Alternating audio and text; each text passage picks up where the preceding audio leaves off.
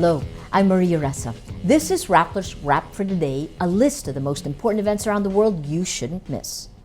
Will there be a second term for President Benigno Aquino? A majority of Filipinos say no thanks.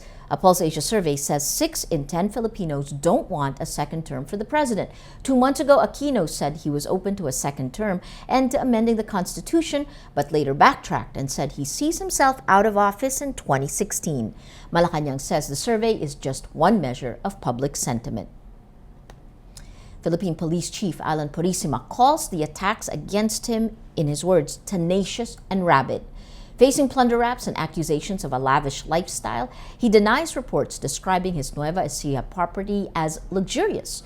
Purisima insists it's an ordinary house improved through the years.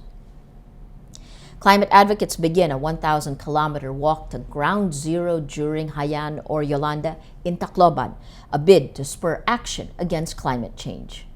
What we intend to do is chronicle the actual experiences and stories of ordinary people who confront and who survive these extreme weather events. Watch more in Katerina Francisco's full report. In Hong Kong, protesters threaten to occupy government offices unless Hong Kong Chief Chun-ying steps down. Thousands of protesters are in the streets to demand democracy after China announced it would limit the city's power to choose its own leaders.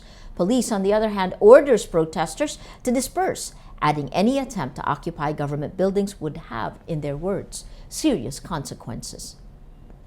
Sad news for Greece. The Acropolis of Athens is starting to crumble. Archaeologists discover part of the rock on which the Parthenon sits is starting to give way.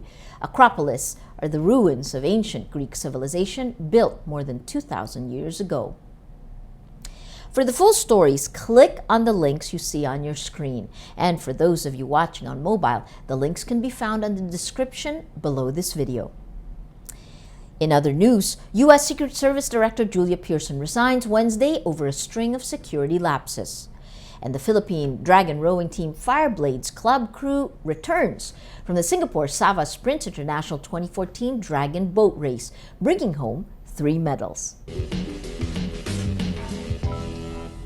Every story on Rappler has a mood meter which gives you 8 emotions to choose from. If you look at the mood navigator, this crowdsources the mood of the day. The story that's gotten the most number of votes is this one.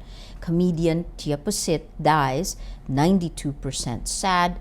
That's picked up in the mood of the day. To date, most people are sad. That's the wrap for today, Thursday, October 2, 2014. Visit Rappler.com for the latest news here and around the world. Check out our other shows, Tech Wrap and Talk Thursday. And if you haven't already, subscribe to our YouTube channel. I'm Maria Ressa. As we say at Rappler, tomorrow begins today.